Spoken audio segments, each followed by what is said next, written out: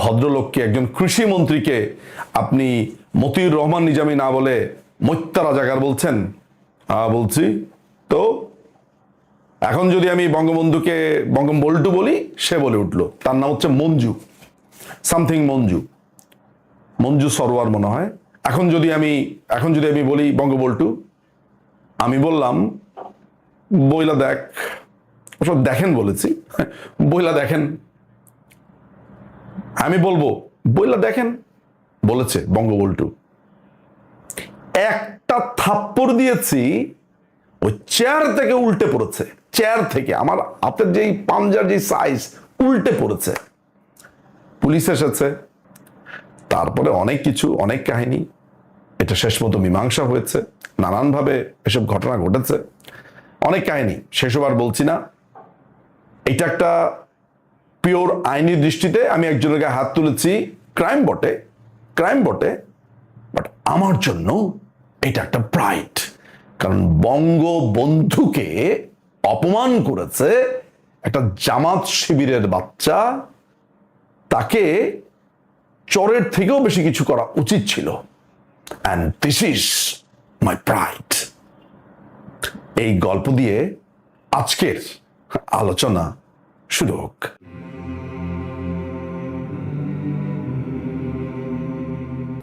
প্রিয় দর্শক, এই ভিডিও অনেকের কাছে অনেক কাঙ্ক্ষিত। গতকালকে আমি বলেছিলাম যে অমির রহমান পিয়াল নামে এক ভদ্রলোক আমাকে নিয়ে একটি লেখা লিখেছেন।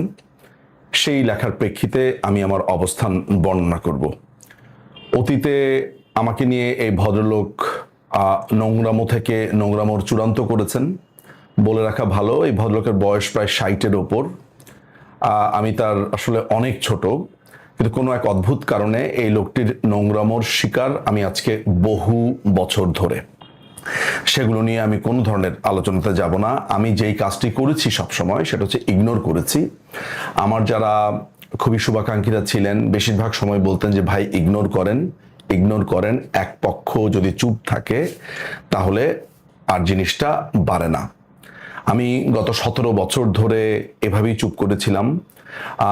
3 জনের একটা গ্যাং বলতে পারেন, যে অমির রহমান পিয়াল, আইজুদ্দিন এবং হচ্ছে সুশান্ত দাশগুপ্ত। আইজুদ্দিনের নাম হচ্ছে শরীফ আজাদ। ব্লগ জীবন থেকেই এদের সাথে আমার নানান বিষয়ে টক্কর, নানান বিষয়ে মতদ্বৈততা, নানান বিষয়ে পার্থক্য, সেগুলোকে রোল করে করে এই পর্যন্ত, মানে আজকে 2026 পর্যন্ত নিয়ে এসেছে। আমি জানি যে যারা আজকে এই 5ই আগস্টের পর থেকে লক্ষ কোটি তৃণমূল নেতাকর্মী আমার বক্তব্য শোনেন, আমাকে ভালোবাসেন, আমার প্রতি তারা অসম্ভব রকমের ভালোবাসা দেখিয়েছেন, আমি মনে করি যে তাদের প্রতি আমার এক ধরনের দায়বদ্ধতা রয়েছে। কারণ অমির রহমান পিয়ালের লেখা যদি 5 জন লোকও পড়ে থাকে, 10 জন লোকও পড়ে থাকে, তাহলেও সেই লেখার ভেতরে যে প্রবল মিথ্যাচার, মিথ্যা তথ্যগুলো রয়েছে, সেগুলো মানুষের জানা প্রয়োজন। কারণ তা না হলে একদিন এই লেখাটি একটি রেফারেন্স হিসেবে ব্যবহার হতে পারে। কারোর প্রতি কোনো ধরনের শত্রুতা নয়, কারোর প্রতি কোনো ধরনের বিদ্বেষ আমার নয়। আমি শুধুমাত্র এই লেখাটির মিথ্যে তথ্যগুলো বর্ণনা করব। এই লেখাটিকে আমি নানানভাবে আসলে ক্যাটাগরাইজ করতে পারি। এই লেখাটিকে আমি বলতে পারি ডগমাটিজমের একটা অধীনে বা ডগমাটিজম থিওরির অধীনে লেখা। নিজের মতবাদকে চাপিয়ে দেওয়ার ব্যাপার আছে। এই লেখাটার মধ্যে সোফিস্ট্রি আছে, জোর করে আমি যেই কথা বলিনি, যেই কথা আমার বলা হয়নি বা যে ঘটনা ঘটেনি, সেগুলোকে জোর করে ঢুকিয়ে দেওয়া, এক ধরনের নার্সিসিস্ট আচরণ, এই ধরনের অনেক ব্যাপার আছে।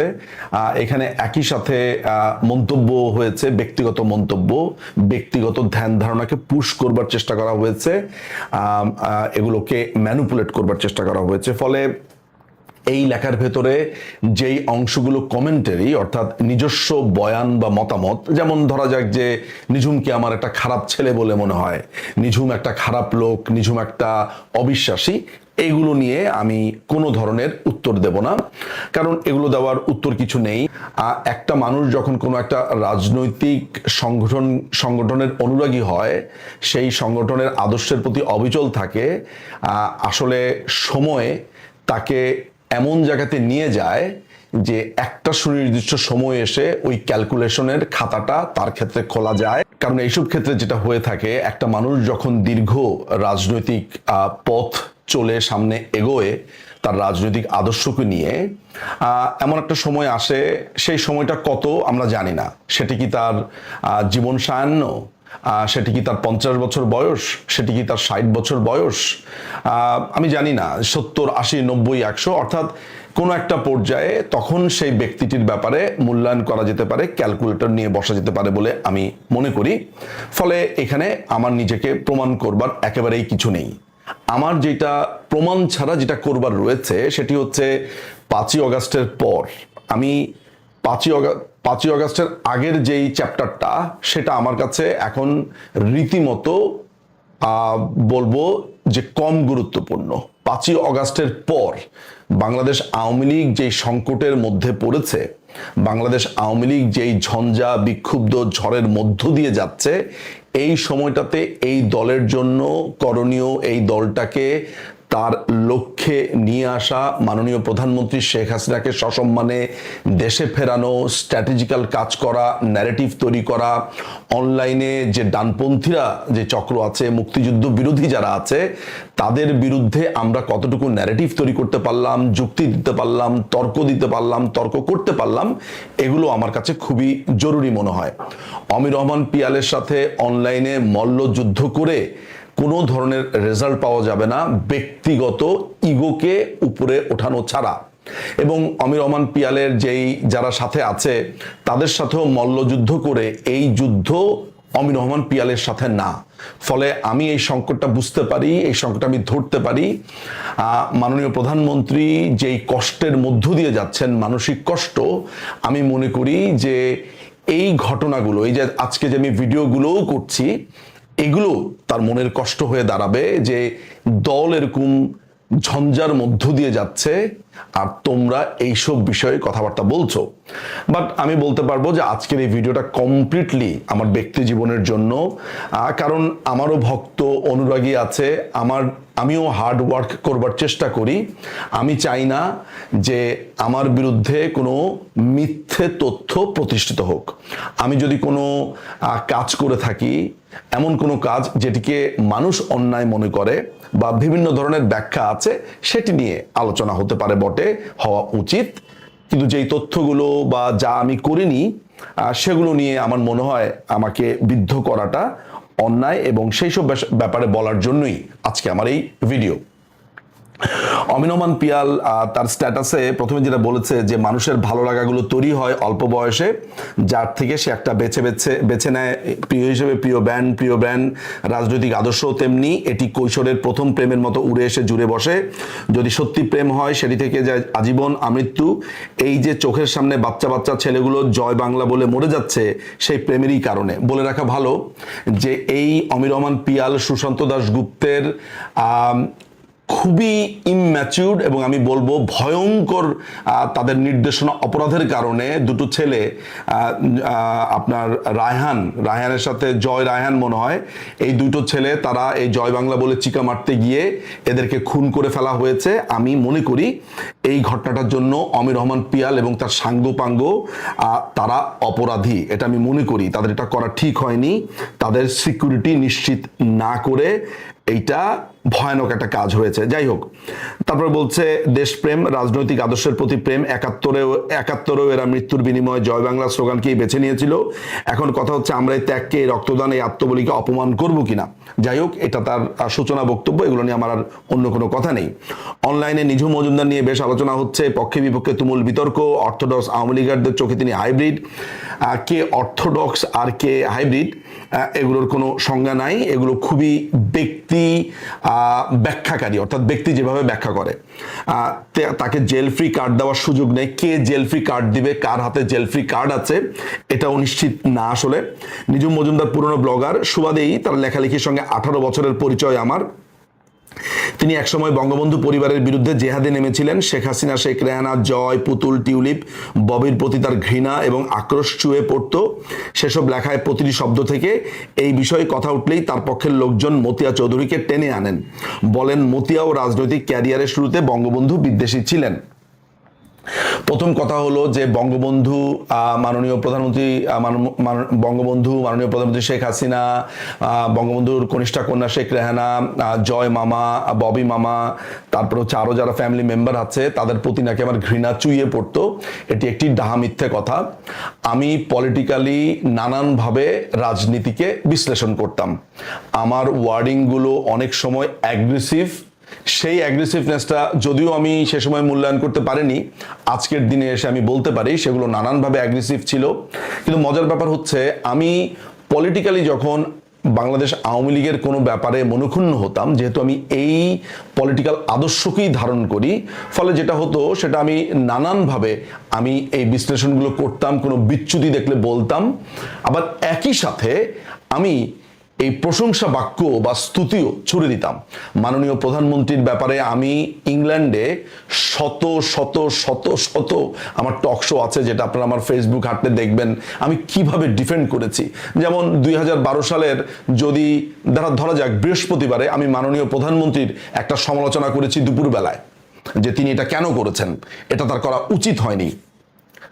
ঠিক সন্ধ্যা 8টার সময় বা 9টার সময় যখন এনটিভি বা এটিএন বাংলাতে ইউকের আমি টকশোতে যেতাম, সেখানে আমি কি প্রবল আকুতিতে, প্রবলভাবে মাননীয় প্রধানমন্ত্রীকে বা তার কাজকে ডিফেন্ড করতাম। কোন কাজকে ডিফেন্ড করতাম? যেটা মিথ্যা করে তার ব্যাপারে বলতো প্রতিপক্ষরা, জামাত শিবির, বিএনপি যারা আসতো। যেমন মাননীয় প্রধানমন্ত্রীকে বলা হয়েছে কোর্ট নাকি তাকে রং হেডেড বলেছে। তো বাংলাদেশের মানুষ মনে করে রং হেডেড মানে মনে হয় পাগল। এই কথা, এই শব্দটার মানেও জানে না, অর্থাৎ তাকে একটা পাগল বলে অভিহিত করবার চেষ্টা করা হয়েছে। সেগুলো নিয়ে কি তুমুলভাবে আমি প্রতিবাদ করেছি। আপনার এখন এমপি হয়েছে বিএনপির মালেক, তার সাথে সেই ভিডিওটা দেখলেই বোঝা যাবে। অর্থাৎ আমার ব্যাপারটা ছিল এমন যে আমি আমার ব্লগিং লাইভ 2007 সাল থেকে যখন শুরু হয়েছে, 7 সাল থেকে আজ পর্যন্ত এই লেখালেখি জগতে আমি একই সাথে বাংলাদেশ আওয়ামী লীগের নানান কাজের তীব্র সমালোচনা করেছি, আবার তীব্র ভালোবাসা দেখিয়েছি। আমি ছাত্রলীগের ব্যাপারে এও বলেছি যে এদের ব্যাপারে একটা ঘৃণাস্তম্ভ হওয়া উচিত। কখন বলেছি? এই আবরার হত্যাকাণ্ডে। অথচ আমি তখন জানতাম না, বা আমরা তখন অনেকেই জানতাম না যে আবরার হত্যাকাণ্ড যারা ঘটিয়েছে তারা এই লুঙ্গির তলেরই লোকজন, এই জামাত শিবিরের লোকজন। পরবর্তীকালে যখন দেখেছি যে শিশির মনির এদেরকে ডিফেন্ড করছে, তখন তো আমাদের মুখ হয়ে গেছে, বন্ধ হয়ে গেছে। ফলে এটা আমাদের অবিবেচনা প্রসূত ছিল। এই অবিবেচনা প্রসূতকেই আসলে রং হেডেড বলা হয়, অর্থাৎ আমাদের অবিবেচনা প্রসূত চিন্তা ভাবনা ছিল। ফলে আমি সেই জিনিসটা বুঝতে পেরে আমি নিজেই ভিডিও বানিয়েছি, যেটা আমাদের ভুল ছিল। আমি সেগুলোর জন্য ছাত্রলীগের কাছে তীব্রভাবে তখন আমি ক্ষমা প্রার্থী ছিলাম এবং দুঃখ প্রকাশ করেছি। আমি ছাত্রলীগের বিভিন্ন প্রান্তের ছেলেদেরকে নানানভাবে এই গত 2 বছরে আমি কি চেষ্টা করিনি তাদেরকে যেইভাবে যেরকমভাবে পেরেছি, নিজের টাকা দিয়ে, বিকাশে, একে দিয়ে, তাকে দিয়ে, নানান রকমের ভাবে আমি চেষ্টা করেছি। কত ছেলেকে আমি ইন্ডিয়াতে এনেছি নানানভাবে, সেটার কোনো ইয়ত্তা নেই। তাদের ফ্যামিলিকে এনেছি, এগুলো তারাই জানে যারা আজকে ভিডিওটা দেখবে। কত ছাত্রলীগের ফ্যামিলিকে আমি ভারতে নিয়ে এসেছি সেফলি, তাকে নিয়ে এসেছি, বিভিন্ন দেশে আছে, চেষ্টা করছি, টাকা দিচ্ছি। এগুলো আমি করিনি। ভালোবাসা না থাকলে আমি কিভাবে করব? ফলে আর আমি যখন ব্লগ শুরু করি 2007 সালে, আমার বয়স তখন কত? আমার 2007 সালে আমি আসলে বলবো যে আমি একজন তরুণ তখন লেখক, বিশ্লেষক। তো সেই সময়ের ম্যাচুরিটি আর আজকের ম্যাচুরিটি, একসময় আমি অ্যাক্টিভিস্ট হিসেবে বাংলাদেশ আওয়ামী লীগকে দেখতাম। এক সময় আমি বলতাম এইটা কেন আওয়ামী লীগ করলো, ওইটা কেন আওয়ামী লীগ করলো। আজকে যখন আওয়ামী লীগের কাঠামোটা আমার সামনে জজুল্যমান, আমি যখন দেখতে পাই, তখন আমার দৃষ্টিভঙ্গি চেঞ্জ হয়েছে, কিন্তু আদর্শ আমার চেঞ্জ হয়নি।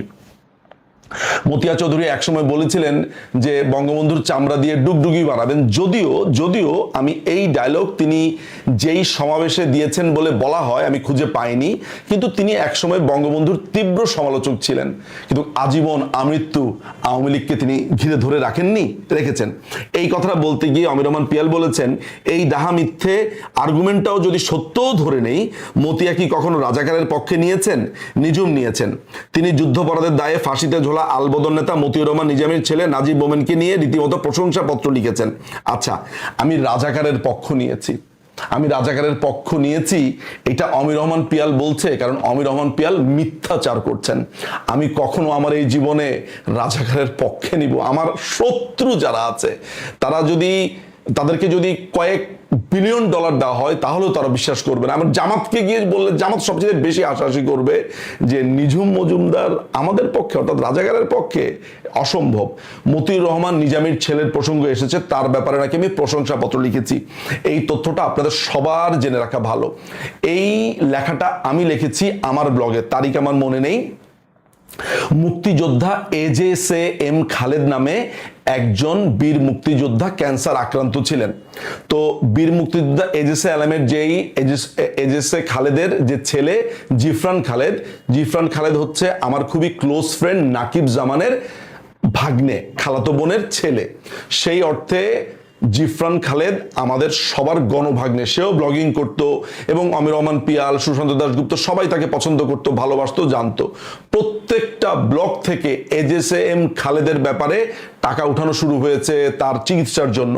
তো সেইটার সূত্র ধরে ওই সময়ে ব্যারিস্টার সুমন ভাইকে আপনারা চেনেন, সুমন ভাইরা ওই সময় বারেট ল করছিল।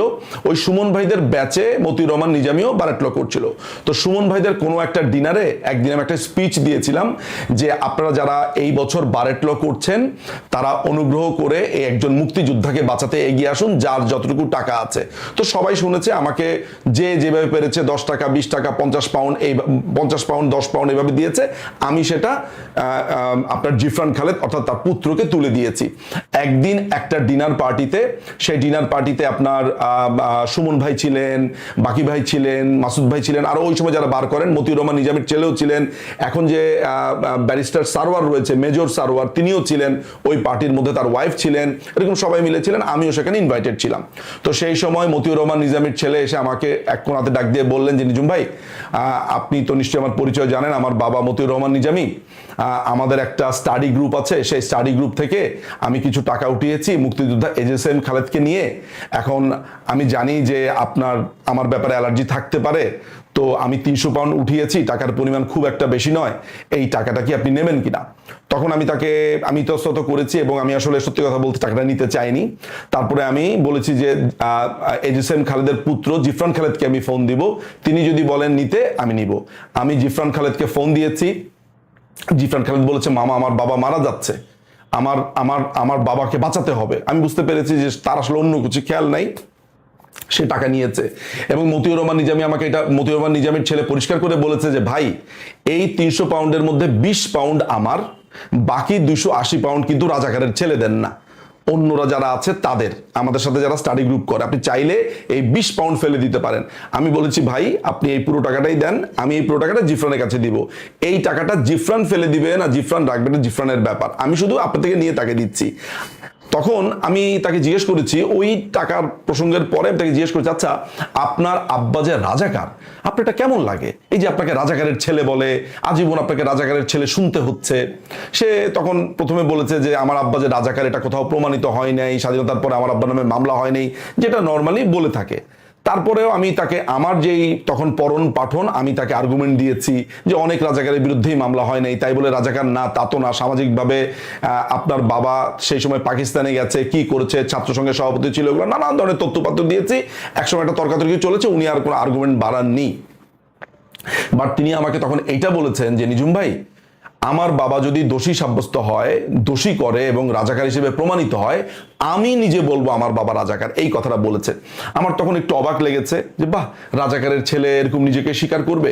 কারণ আমাদের সামনে তখন একটা উদাহরণ ছিল যে নাইমুল ইসলাম খান, যিনি মাননীয় প্রধানমন্ত্রীর প্রেস সচিব হয়েছিলেন, তার বাবাও রাজাকার ছিল এবং তিনিও বলেছেন তার বাবার রাজাকারকে তিনি মানেন না, তিনি তার বাবাকে ত্যাগ করেছেন। আমার কাছে নাজিব মোমেনকে ওরকম মনে হয়েছে। তো পরবর্তী সময় যখন নাজিব মোমেনকে দেখলাম যে তার বাবার মামলা সে নিজেই লড়ছে এবং এখন সে এমপি হয়েছে, এখন সে তার বাবাকে বলছে না তার বাবা রাজাকার ছিল না, অন্যায়ভাবে শাস্তি দেওয়া হয়েছে, তো স্বাভাবিকভাবে বুঝতে পারছেন ওইটাও আমার একটা মিসজাজ ছিল। কিন্তু মজার ব্যাপার হচ্ছে আমি টোটাল 5টা বই লিখেছি। আমার দ্বিতীয় বই বিবাদী পক্ষের অদ্ভুত সাক্ষীগুলো, সেই বইটা যদি আপনারা পড়েন আমি দেখবেন যে এই নাজিবকে আমি কিরকম ভাবে গ্রিল করেছি। আমি সেখানে লিখেছি যে এই নাজিবকে আমি ভেবেছিলাম যে সে হয়তোবা তার বাবার এই রাজাকারিত্বটাকে গ্রহণ করবে এবং বলবে যে তার বাবা রাজাকার। আসলে রাজাকারের ছেলে কখনোই ভালো হয় না।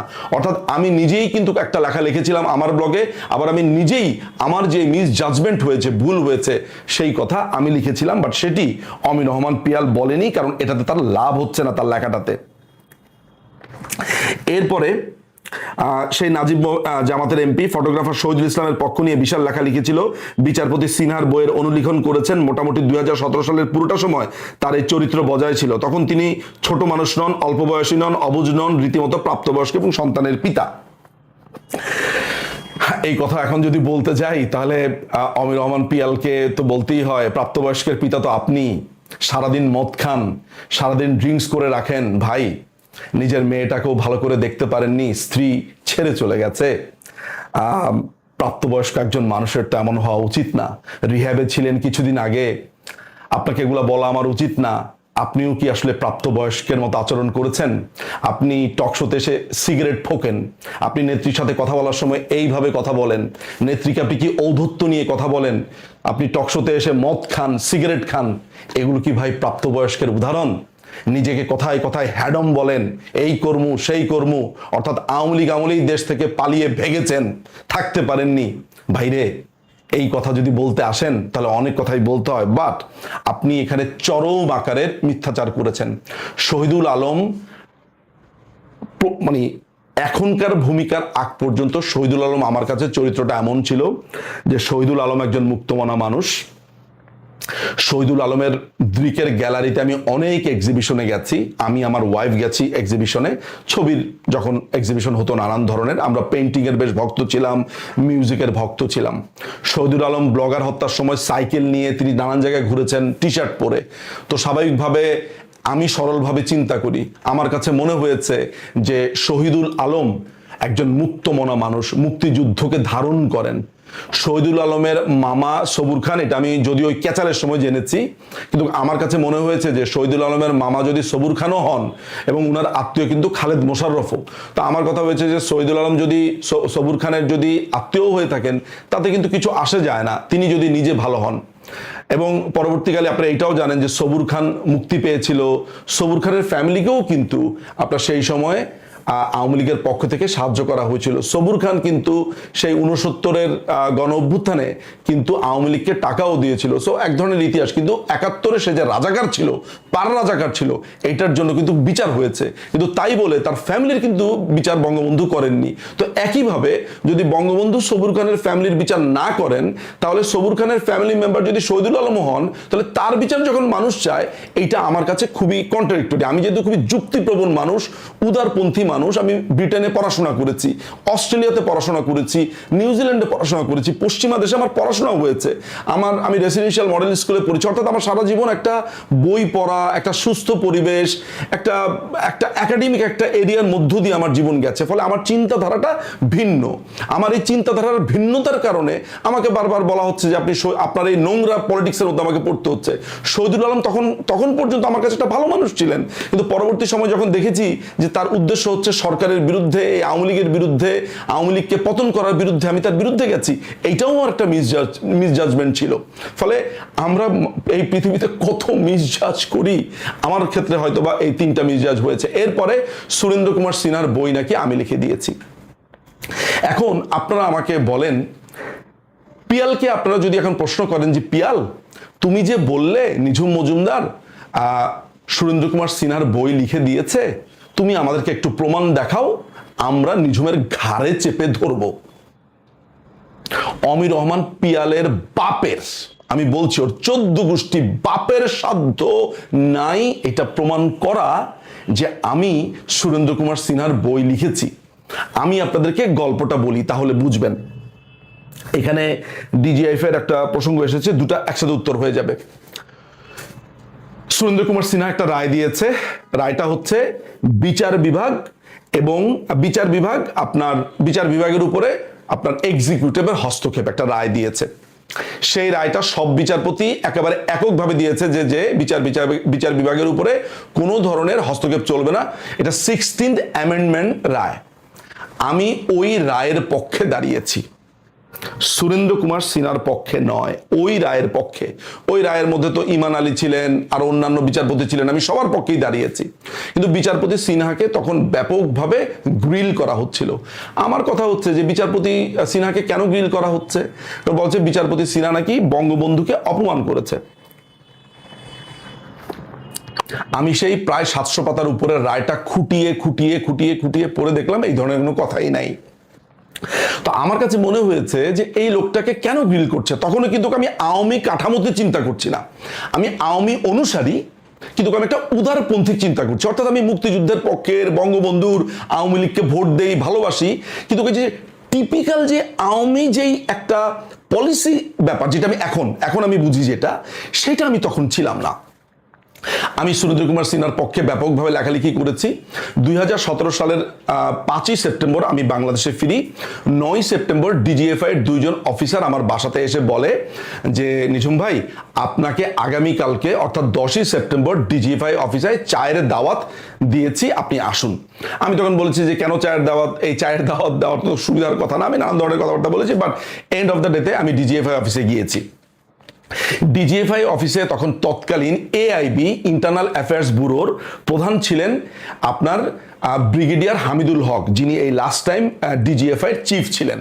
তো আমি যখন ওই অফিসে গেলাম তখনই শুনতে পেলাম হামিদ ভাই এসে আমাকে বললেন যে নিঝুম ভাই, আমার বাবা আজকে এক্সপায়ার করেছেন, মারা গেছেন, আমাকে এখনই কক্সবাজার যেতে হবে, উনি চলে গেলেন, বাট আপনাকে কর্নেল তোফায়েল এবং মেজর মঞ্জুর ওরা আপনার সাথে কথা বলবে, নোট নিয়ে নিবে। তখন আমি যথারীতি, আমার বাবাও আমার সাথে গেছেন, বাবা ওই গেস্ট রুমে ছিলেন, আমি গেলাম হচ্ছে ওই রুমে, সেখানে তোফায়েল ভাই ছিলেন, মানে কর্নেল তোফায়েল, যিনি ওই যে 6 জনকে যে স্যাংশন দিয়েছে আমেরিকা, তাদের মধ্যে একজন র্যাবে ছিলেন।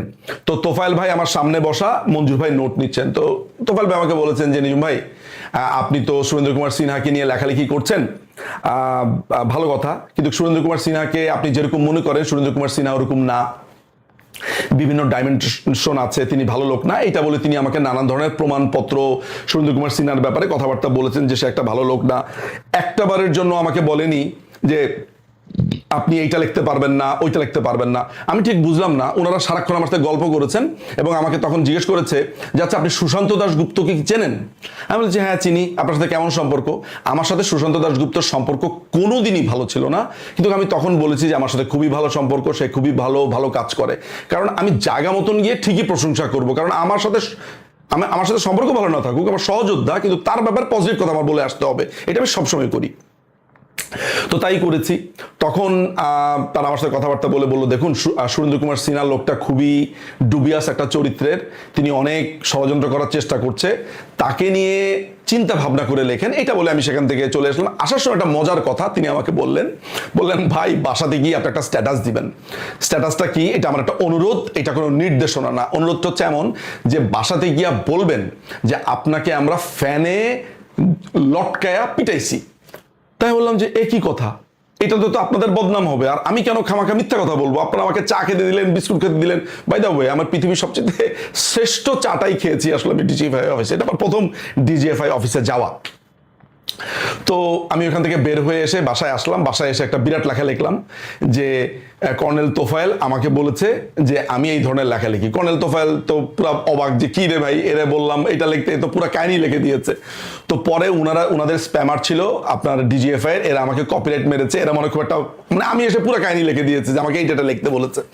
এনিওয়ে, আমি ওই সেপ্টেম্বর মাসেরই সম্ভবত 28 বা 29 তারিখ আবার ইংল্যান্ডে চলে যাই। এরপর আবার আসি, কোনো সমস্যাই হয়নি। কিন্তু এই যে আচ্ছা, কিন্তু এই যে সুরেন্দ্র কুমার সিনহার যে বই লেখাটার ব্যাপার, সেটা হচ্ছে যে এই যে আমি ডিজিএফআই অফিসে গেছি সুরেন্দ্র কুমার সিনহার ইস্যুতে, এই কথাটা আমার সাথে ফ্রেন্ড লিস্টে ছিল সুরেন্দ্র কুমার সিনহার মেয়ে সূচনা সিনহা। সূচনা সিনহার সাথে আমার যোগাযোগ হয়েছে। আমি কিন্তু তার বাবার সাথে কথা বলতে চেয়েছি নিজের থেকে, তখন তিনি পরিচয় করিয়ে দিয়েছেন, তার সাথে আমি কথাবার্তা বলেছি, নানান ধরনের জানতে চেয়েছি কি হয়েছে না হয়েছে। তিনি কিন্তু সরকারকে কোনো গালিগালাজ করেননি, কিছুই করেননি, নর্মাল কথাবার্তা। তো ওনার সাথে আমার রেগুলার কথাবার্তা হতো, বিশেষ করে বঙ্গবন্ধুর রায় নিয়ে জানতে চেতাম, জাতীয় চার নেতার রায়টা কিভাবে তদন্ত বা এগুলোর বইপত্র কিভাবে পাবো, অরিজিনাল নথিগুলো কিভাবে পাবো, এগুলো নিয়ে আমার সাথে কথাবার্তা বলতাম। আমার ভালোই লাগতো। উনি ওনার আইনি জগতের ইতিহাস বলতেন। উনি খুব মানে নর্মাল শুদ্ধ বাংলা বলতেন না, উনার একটা সিলিটি এবং উনাদের একটা ট্রাইবের একটা টোন ছিল, মজাই লাগতো শুনতে, কথাবার্তা বলতাম। তো একদিন তিনি আমাকে ফোন দেন, সেই ফোনের মধ্যে তিনি আমাকে বলেছেন যে নিঝুম, আমি একটি আত্মজীবনী লিখবো, তুমি কি সেই আত্মজীবনী লেখাতে আমাকে সাহায্য করবে কিনা। তা আমি বললাম যে কি সাহায্য স্যার। তো বলে যে পেন ড্রাইভ থেকে, ঢাকা থেকে পেন ড্রাইভ এবং অনেক কাগজপত্র আসছে, সেগুলো আমি দেখে দেখে আমার লয়ার জীবন, আমি কিভাবে বেড়ে উঠেছি, আমার স্কুল জীবন, অর্থাৎ আত্মজীবনী যেরকম হয় সেরকম আত্মজীবনী। আমি তখন তাকে বলেছি স্যার আত্মজীবনী লিখতে আপনি লিখবে, আপনি বলবেন আমি লিখবো, তাতে কোনো আপত্তি নেই, কিন্তু স্যার আমি পলিটিক্যাল কোনো যদি বিষয় আসে সেগুলোতে আমি ইনভলভ হতে পারবো না। স্যার না না, এগুলো পলিটিক্যাল না, এগুলো আমি বিভিন্ন মামলার অভিজ্ঞতা, কিভাবে রায় দিয়েছি, কিভাবে আমি একটা মানে অপরাধীকে চিনতে পেরেছি, লোকেট করেছি, দেখি কেমনে বুঝি, এগুলো আমি বলবেন। ভালো কথা। তো স্যার একদিন আমাকে ফোন দেন, ফোন দিয়ে বলেন যে দেখেছো ঢাকা উত্তরের ইলেকশনটা কিভাবে পোস্টপোন করে দেওয়া হলো, তখন আনিসুল হক মারা গেছেন, এটা নিয়ে উনি খুবই কনসার্ন। উনি আমাকে বললেন, বললাম যে জি স্যার, বাট এটা কি খুব মেজর কিছু বলে যে মেজর কিছু না, বাট হাসিনা তো অনেক বেশি বাড়াবাড়ি করছে। আমি থমকে গেলাম। আমি বললাম মানে এটা 2017 সাল হবে, 17, হ্যাঁ। বলে যে তুমি আসো। উনি আমাকে নিউ জার্সিতে আসতে বলেছেন, আমার টিকিট তিনি করে দেবেন, যাওয়ার টিকিট, ওইখানে আমি তার বাসাতেই থাকবো, একটা রুম তিনি নিয়েছেন এইভাবে। তো আমি বলছি আচ্ছা। তো তিনি যখন বললেন যে শেখ হাসিনাকে তিনি দেখে নেবেন, আমি বললাম যে স্যার মানে আপনি কি স্যার এটা কোনো রিভেঞ্জ বুক লিখবেন? বলে এই তোমরা গণজাগরণ মঞ্চ করা ছেলে, তোমরা একটু বেশি বোঝো। হঠাৎ করে তিনি আমাকে এই কথাটা বলে বসলেন। আমি তার মুখের উপরে লাইনটা কেটে দিয়েছি। আমার মনে আছে ওই জায়গা থেকে হেঁটে আমি আমার বাসা পর্যন্ত আসতে উনি মনে আমারে 10-15 বার 20 বার ফোন দিয়ে ফেলেছেন, আমি ফোন ধরিনি। উনার ফোন আমি আর ওই দিন থেকে কোনো রিসিভই করিনি, নেভার এভার। আমি করেছি কি, পেয়েছি ভয়। আমি প্রথমে আব্দুল গাফফার চৌধুরীকে এই ঘটনা জানিয়ে দিয়েছি যে সুরেন্দ্র কুমার সিনহা এই আপার বিরুদ্ধে একটা বই লিখবে। কারণ আমি একটা সুরেন্দ্র কুমার সিনহাকে একটা ডায়লগ দিয়েছিলাম, নাটকীয় মনে হতে পারে। আমি তাকে বলেছি যে আমি মাননীয় প্রধানমন্ত্রীর অনেক নীতির সমালোচনা করি, আওয়ামী লীগের নীতির সমালোচনা করি স্যার। আমি আপনার বিরুদ্ধে ফাইট দিয়েছি আওয়ামী লীগের নীতির বিরুদ্ধে গিয়ে, কিন্তু মাননীয় প্রধানমন্ত্রীর পেছনে ব্যাকস্টেপ করবেন আপনি, এইটা আমি হতে দেব না। এটা বলে লাইনটা কেটে দিয়েছি। খুবই নাটকীয় ডায়লগ, বাট আই ডিড। তো তখন আমি তখন মেজর ছিলেন, মেজর মঞ্জুর ভাইকে টেক্সট দিয়েছি। আমি ওই টেক্সটের একটা স্ক্রিনশটও রেখে দিয়েছি। আমি কোয়াইট শিওর আমার হার্ড ড্রাইভে খুঁজে আমি পাবো। সবচেয়ে বড় ব্যাপার, আমি আব্দুল গাফফার চৌধুরীকে এই কথাটা বলেছি। আব্দুল গাফফার চৌধুরী এইটা নিয়ে ইত্তেফাকে একটা কলাম লিখেছে, ডেইলি সানে একটা কলাম লিখেছে। আপনারা গুগলে সার্চ দিয়ে নিঝুম মজুমদার সিনহা এরকম সার্চ দিয়ে আপনারা বের করে নেন, দেখি আমি আপনাদেরকে বের করে দিতে পারি কিনা। এরপরে আমি ইংল্যান্ডের সাংবাদিক বুলবুল হাসানকে বলেছি, বুলবুল ভাই জীবিত আছে, এখন তিনি ডেইলি স্টারে কাজ করেন, বুলবুল হাসানকে আপনারা নক করে জিজ্ঞেস করেন। আমি বলেছি আফরিন জামান লিনা, যিনি সেনাবাহিনীর এমআই এর সাথে দীর্ঘদিন কাজ করেছেন, আফরিন জামান লিনাকে আপনারা জিজ্ঞেস করেন, তিনি আমার সবচাইতে বড় সাক্ষী। এরপরের বড় সাক্ষী হচ্ছে আপনার ডিজিএফআই এর যে লাস্ট যে প্রধান ছিলেন হামিদুল হক, তিনি লন্ডনে এসেছিলেন। লন্ডনে আমার তার সাথে পরিচিত হয়েছিল সাদেক ভাইয়ের মাধ্যমে। সেইখানে আমি তাকে বলেছিলাম, আমাকে ওই ডিজি বলেছে যে নিঝুম, আমি জানি না মঞ্জুর কেন তোমাকে এটার কোনো রিপ্লাই দেয়নি, আমি যদি এটা জানতাম তাহলে আমি বলতাম যে তুমি নিউ জার্সি যাও, সে কি কি লেখে এগুলো আমাদেরকে প্রতিদিন একটা পেজ আমাদেরকে পাচার করবে, মানে ডাবল এজেন্ট হিসেবে। আমি বলেছি আমি ডাবল এজেন্ট হিসেবে কাজ করতে পারবো, কোনো সমস্যা নেই, সরকারের জন্য যে কোনো কিছু করতে পারবো, বাট আমাকে লিখিত দেন যে আমি ডিজিএফআই এর হয়ে কাজ করছি।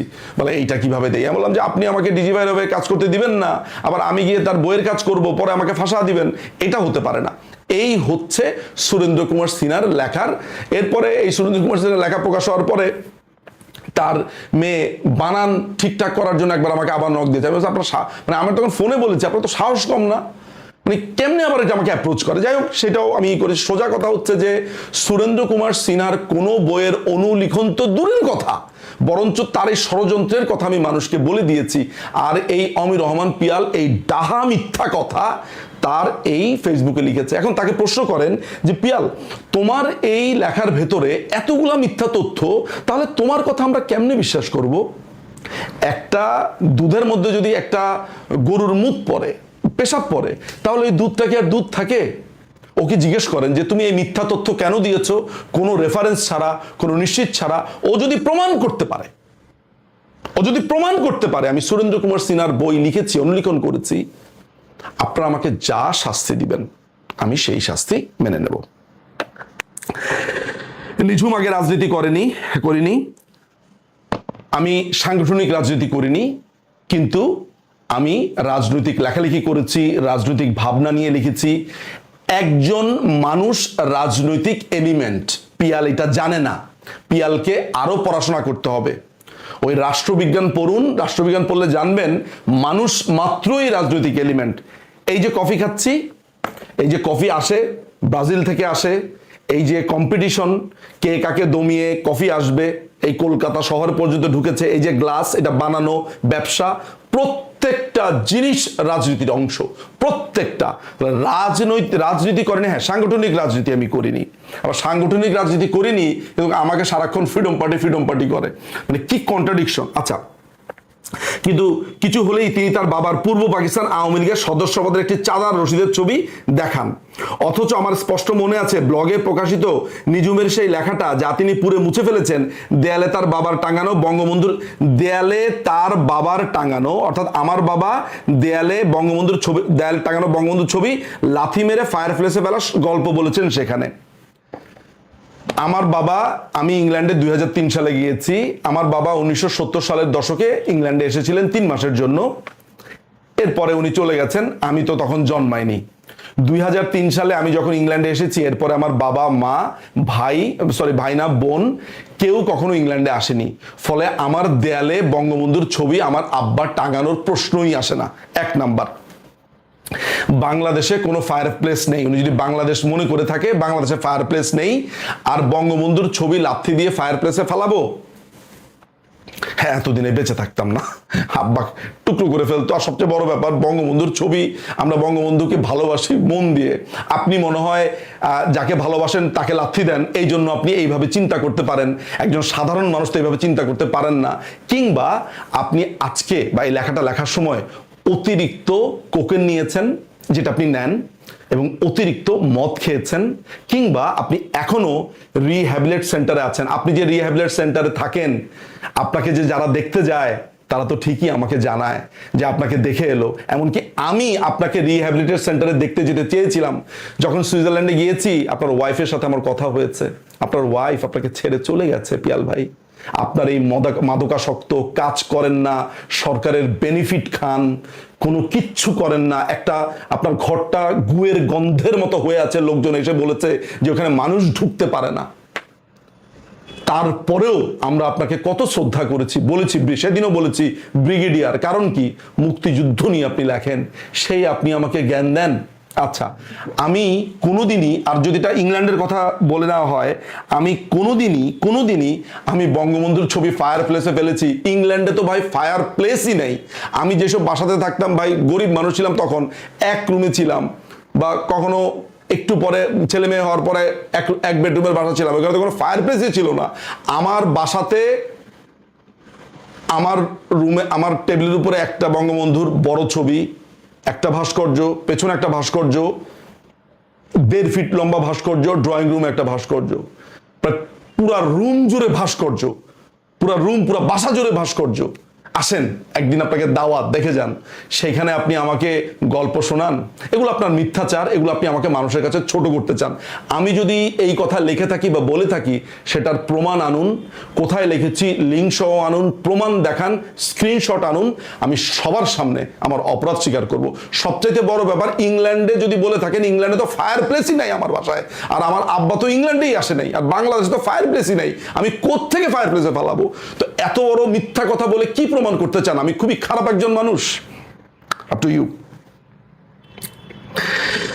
নিঝুমের বদলে যাওয়া বিচারপতি সিনহার ব্রোকেন ড্রিম প্রকাশের পর ডিজিএফআই তাকে আটক করেছিল সিনহা বিষয়ে যাবতীয় তথ্য উগরে দেওয়ার পাশাপাশি আওয়ামী লীগ বিরোধী লেখালেখি না করার মুচলেখা দেন নিঝুম। একই সময় তার পৈতৃক সম্পত্তি মিরপুরের একটি জমির দখল নিয়ে মামলা চলছিল। শুরু হলো নিঝুমের ক্যালকুলেটিভ পথ চলা। নিঝুম লীগের পক্ষে লেখালেখি শুরু করলেন, বিভিন্ন নেতা ও ছাত্রলীগ নেতাদের সঙ্গে সেলফি দেওয়া শুরু করলেন, পরিকল্পিত একটি ইমেজ তৈরি শুরু করলেন যে তিনি আওয়ামী লীগের অনলাইন একমাত্র অফিসিয়াল অ্যাক্টিভিস্ট। আচ্ছা, বিচারপতি সিনহার কথা বলেছি, ব্রোকেন ড্রিমের কথা বলেছি, এটা নিয়ে আর বলার কিছু নেই। মিরপুরে আমাদের কোনো জমি ছিল না, নেভার। আমাদের জমি দখল করার চেষ্টা করেছিল আওয়ামী লীগের নাম দিয়ে একটা লোক। সেই লোকের ব্যাপারে অভিযোগের জন্য আশরাফুল আলম খোকন ভাইয়ের কাছে আমি কিছু কাগজপত্র পাঠিয়েছি যে আমার আব্বা কালের কণ্ঠে মাননীয় প্রধানমন্ত্রী বরাবর একটা আকুল আবেদন জানিয়েছিলেন, এগুলা যে এটা মাননীয় প্রধানমন্ত্রী বরাবর জিনিসটা আনার জন্য। আমি জানি না যে সেটা আশরাফুল আলম খোকন ভাই মাননীয় প্রধানমন্ত্রী পর্যন্ত নিয়েছেন কিনা, আমার কোনো ধারণা নাই। কিন্তু পরবর্তী সময়ে আমাদের ওই জমিটার মামলাটা নিষ্পত্তি হয় আদালতে এবং ইতিমধ্যে সেখানে বিল্ডিংও হয়ে গেছে, আমি ফ্ল্যাটও পেয়ে গেছি, সেগুলো নিয়ে কোনো আলাপই নাই। ফলে ওইটার জন্য এখন আপনি যদি বলে থাকেন যে আমি এইটার জন্য আওয়ামী লীগের পক্ষে লিখেছি, তাহলে আপনি ট্যাসিটলি বা মৌনভাবে বলতে চান যে আওয়ামী লীগের পক্ষে সমর্থন করলে আওয়ামী লীগ আদালতকে ম্যানিপুলেট করে অন্যকে জমি পাইয়ে দেয়। আদতে আপনি আওয়ামী লীগের সমালোচনাই করলেন, আওয়ামী লীগের বদনামি করলেন। আওয়ামী লীগের এমন কোনো নেতা, এমন কোনো লোক, এমন কোনো ব্যক্তি আজকের এই প্রোগ্রাম ছাড়া এত ডিটেল আমি কোনোদিনই বলিনি। কেউ বলতে পারবে যে আমার জমির কারণে? আমরা উকিল মানুষ, আমার বাবা উকিল, আমি উকিল, মানে আমার যদিও আমার ছোট ভাইয়ের সাথে আমার কোনো রকমের সম্পর্ক নাই, ওকে আমি ছোট ভাই বলে স্বীকারই করি না, সেও ব্যারিস্টার, আমি ধরে নিলাম যদি তাও হয়, মানে আমার বাবা, মানে আমার সাথে তার সম্পর্ক না থাকলে আমার ছোট ভাইয়ের বাবা তো সেও লয়ার, সে তো তোর বাবাকে সাহায্য করবেই, সে লয়ার, আমার ওয়াইফ লয়ার। এরকম একটা আইনজীবী ফ্যামিলিতে আমরা আইনিভাবে না লড়ে আমরা আপনার হুজুর ধরবো আওয়ামী লীগের, আপনি এটা মনে করেন, এই হচ্ছে আপনার বিবেচনা বোধ। আমি আগেই বলেছি যে আপনি মদ খান, আপনি কোকেন গ্রহণ করেন, আপনি রিহ্যাবে যান, এই প্রবলেমের কারণে আপনার মাথা সবসময় গরম হয়ে থাকে। আপনি যৌবন যাত্রা নামে একটা পর্ন সাইট চালাতেন ভাই, বাঘ মামা নামে আপনার একটা আইডি ছিল। আপনার যারা বন্ধুরা আছে, প্যান্ডোরার বাক্স খুললে অনেক কিছু বের হয়ে আসবে ভাই। আমারও যেরকম অতীতের কত ঘটনা আপনি বললেন। আপনি যৌবন যাত্রা নামে পর্ন সাইটে মেয়েদের গোসল করার ছবি দিতেন, ছোট ছোট বাচ্চাদের ন্যাংটা ছবি দিতেন ভাই। আপনি মেয়েদের ন্যাংটা ছবি দিতেন, ওইখানে পর্ন দিতেন, ওইখানে আপনি মুক্তিযুদ্ধের ব্যানার লাগিয়েছিলেন। আবার এগুলো নিয়ে ব্লগে আপনাকে গ্রিল করে ফেলা হয়েছে। ভুলে গেছেন পিয়াল ভাই? মনে করিয়ে দিতে চাইনি। আপনাকে পর্ন স্টার বলা হতো, আপনাকে চটি পিয়াল বলা হতো, কারণ আপনি চটি লিখতেন এক সময়। আমরা এগুলো সব জানি। আপনি সেই সময় ওই চটি পিয়াল আপনি এগুলো লিখতেন, সেই জায়গা থেকে আপনি এখানে এসেছেন। আপনাকে আমরা এগুলো কখনো বলি না। কেন বলি না জানেন? কারণ জামাত শিবিরের কাছে আমরা অস্ত্র তুলে দিতে চাই না, আমরা কারো কাছে অস্ত্র তুলে দিতে চাই না আপনার ব্যাপারে, কিন্তু আপনি বাধ্য করেছেন। আচ্ছা, নিঝুমের এই আইডেন্টিটি এস্টাবলিশমেন্টের পেছনে কারা বিনিয়োগ করেছেন তাদের আমি চিনি। এরা আওয়ামী লীগের হতে চাই নেতা, তাদের টাকায় তিনি দেশ ভ্রমণ করেন। তাদের কয়েকজন সম্প্রতি আর্থিক প্রতারণার শিকার হয়েও হজম করতে বাধ্য হয়েছেন নিজের নির্বুদ্ধতা। কে আমাকে টাকা দেয়, কে আমাকে প্রতারণার শিকার হয়েছে, সেই মানুষগুলোকে আমার সামনে নিয়ে আসেন, পাবলিকের সামনে এনে তাদের স্টেটমেন্ট নিয়ে আসেন, তাহলেই তো কেল্লা ফতে নিঝুমকে একেবারে ধুয়ে দেওয়া যাবে। আপনি আনেন যে কারা প্রতারণার শিকার হয়েছে, বলেন, তাহলেই তো হয়ে যায়। আপনি বারবারই বলছেন আপনার মতো তো ভাই আমি সুইজারল্যান্ডের সরকারের বেনিফিট খাই না ভাই, আমি তো ভাই উকিল, আমার অস্ট্রেলিয়ার সার্টিফিকেট আছে, আমি নিউজিল্যান্ডে ব্যারিস্টার সলিসিটর, আমি অস্ট্রেলিয়াতে ব্যারিস্টার সলিসিটর হিসেবে শপথ নিয়েছি সুপ্রিম কোর্টে, সলিসিটর হিসেবে প্র্যাকটিসিং লাইসেন্স আছে, ইংল্যান্ডে আমি লিগাল কনসালটেন্ট হিসেবে কাজ করি, হ্যাঁ, নতুন একটা চেম্বারেও ঢুকেছি মাত্র। সো আলটিমেটলি আমার তো ভাই একটা আইডেন্টিটি আছে প্রফেশনালের। আপনার কি প্রফেশনাল? আপনি ইন্টার পাস, আপনাকে কিক আউট করে দিয়েছে মেডিকেল থেকে, আপনি নানান গল্প শোনান ভাইয়া। আপনার বলেন, আপনি ইন্টার পাস ছাড়া আপনার কি অভিজ্ঞতা আছে ভাই? আপনি পড়ালেখাতে মাত্র ইন্টারমিডিয়েট পাস করেছেন, আর আমি একজন ব্যারিস্টার সলিসিটর। আমার আয়ের ইনকামের উৎস আছে, আমি ইনকাম করি, আপনি আপনি সেটা যত যাই বলেন না কেন, আমি ইনকাম করি। আপনি কি করেন ভাই? আপনি যে আমাকে একটা আপনি এই যে খোটাটা দিলেন, এই যে আপনার প্লেন ফেয়ার এইটা টাকা দেয়, আনেন, সেসব লোককে আনেন। এইসব কথা আপনি নিজে আর্ন করেছেন। এই যে আপনার বয়স হচ্ছে প্রায় 65-র মতো, আর আপনার হাঁটুর বয়সী আমি, আপনার উচিত হলো গিয়ে আঙ্কেল বলা বা নানা বলা বা দাদা বলা, এগুলো আমার থেকে শুনছেন এখন। এই আজকের এই ভিডিওটা মানুষ শুনবে, আপনার মান ইজ্জত তো নাই। আপনি তো ন্যাংটা হয়ে রাস্তায় নামতে পারেন, আমি তো এটা পারি না। আমাকে একটা শালীনতার মধ্যে রাখতে হয়। আপনি বহুত বড় নোংরামি করতে পারবেন। আপনার স্ত্রী আপনার সাথে থাকতে পারেনি ভাই, লেট অ্যালোন আমরা। যারা গেছে আপনাকে দেখতে, নাম বলবো না, তাদের একজন বলেছে যে আপনার জীবনটা কেমন করুন। আপনি রিহ্যাবিলিটেশন সেন্টারে যান নাই কদিন আগে? করে নাই রিহ্যাবিলেট আপনাকে? আপনি প্রধানমন্ত্রীর সাথে কথা বলার সময় বিড়ি নিয়ে কথা বলছেন। আপনি একজন মুক্তিযোদ্ধাকে গালিগালাজ করেছেন, ফজলুর রহমানকে। যে মুক্তিযোদ্ধাকে গালিগালাজ করে সে তো একটা রাজাকার। আর আপনি আমাকে বলছেন আমি রাজাকারের পক্ষে লিখেছি?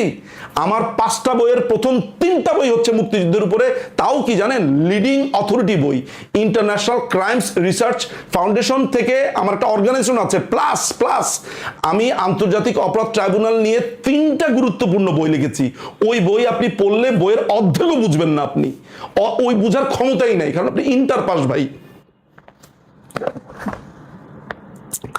নিজুমের এই আইডেন্টিটি এস্টাবলিশমেন্টের পেছনে কারা বিনিয়োগ করেছেন মাননীয় নেত্রীর অডিও প্রকাশ করেছেন। এদিকে নিজুম প্রাণপণ চেষ্টা করে যাচ্ছে তিনি আওয়ামী লীগ প্রমাণে।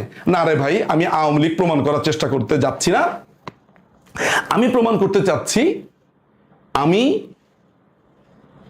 বাংলাদেশকে ভালোবাসি। এটা আমার প্রমাণ করারও কিছু নাই অবশ্য। বাংলাদেশকে ভালোবেসে যুদ্ধ করছি। আমার আওয়ামী লীগে কোনো সদস্য পদ নাই, আপনারও কোনো সদস্য পদ নাই, আমারও নাই। আমরা দুজনই অনুরাগী।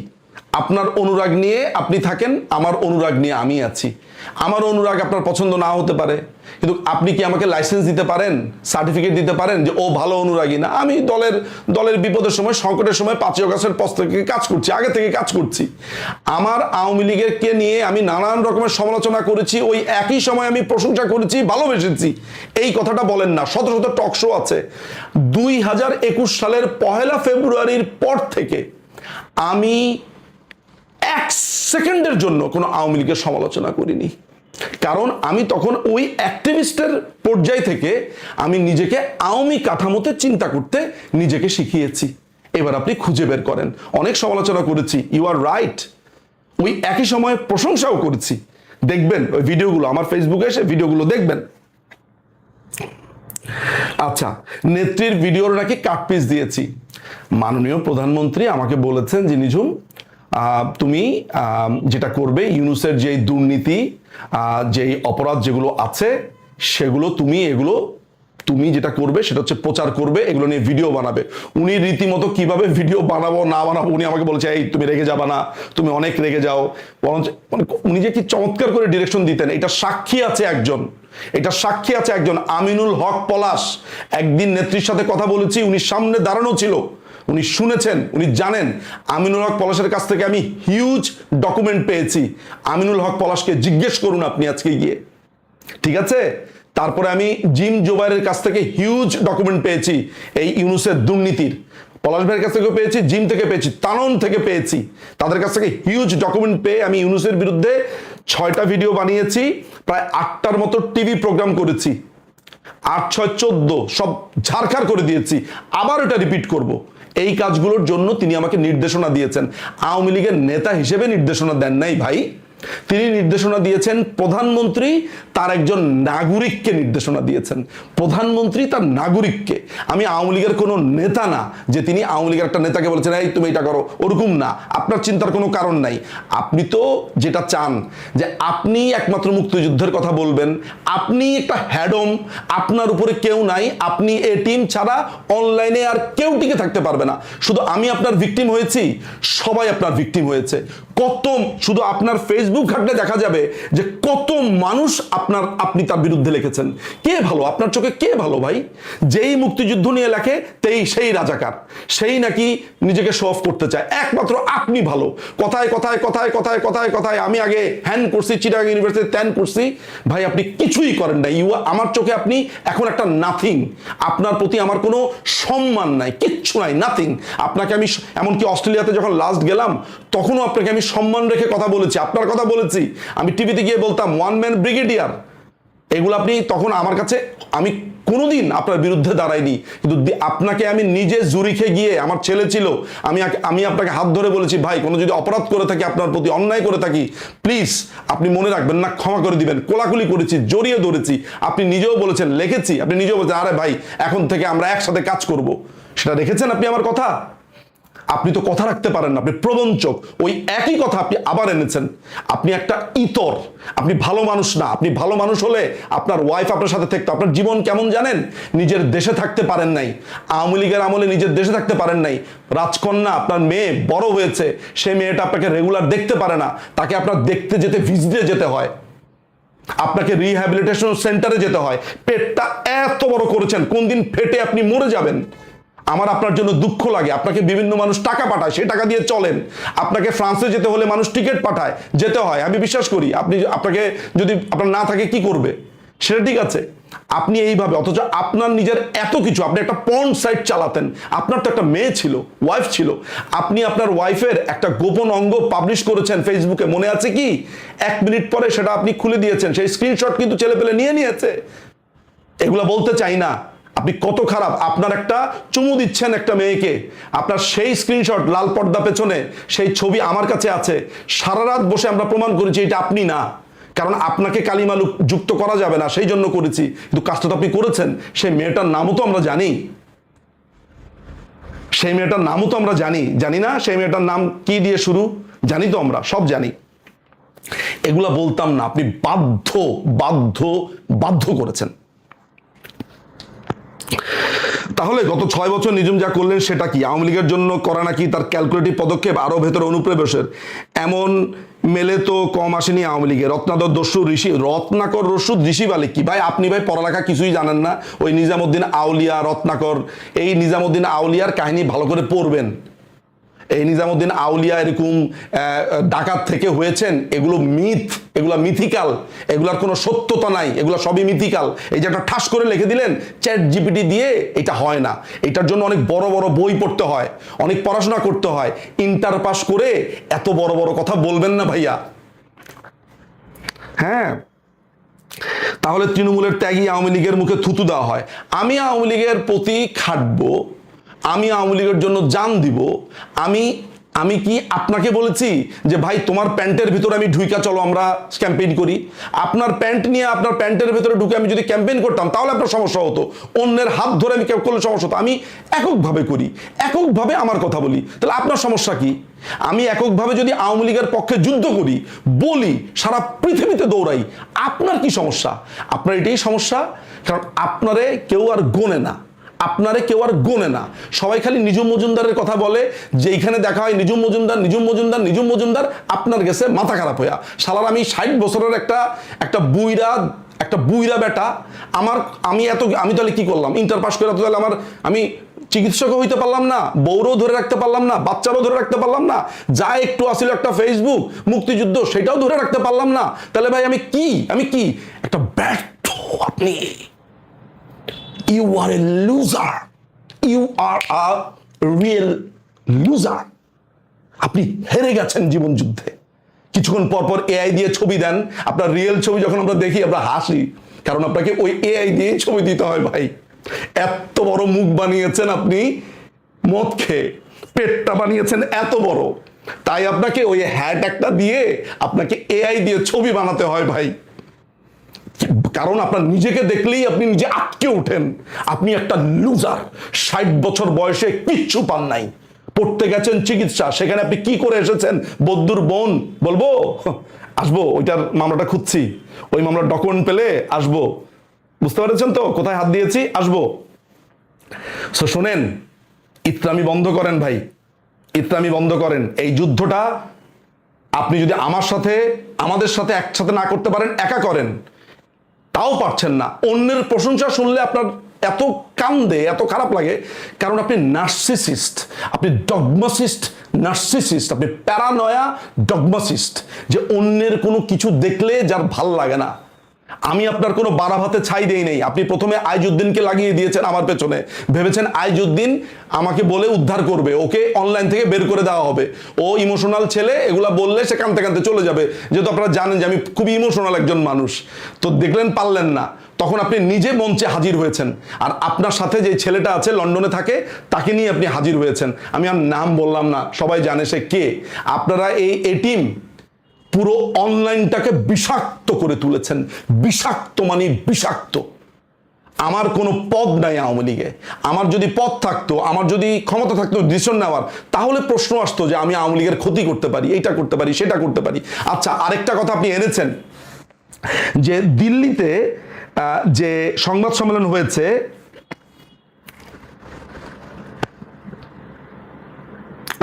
কোথায় লিখেছেন? ও, আপনি লিখেছেন, আরেকটা লিখেছেন যে আমার বিয়েতে নাকি আমি ফারুক চৌধুরী, আমার ওয়াইফের বাবা ফ্রিডম পার্টি করতো, চৌধুরী মোহাম্মদ ফারুক। আমি সে প্রেমের গল্প বলেছি, কিভাবে প্রেমে পড়েছি, বিয়ে করেছি। আপনি বলেছেন আমার বিয়েতে নাকি ফ্রিডম পার্টির নেতারা, বঙ্গবন্ধুর খুনিরা এসেছে। আচ্ছা ভাই, আপনি এত বড় মিথ্যুক কেন? কেন ভাই আপনি এত বড় মিথ্যুক? আমার বিয়েটা হয়েছে 2002 সালের 20শে ডিসেম্বর।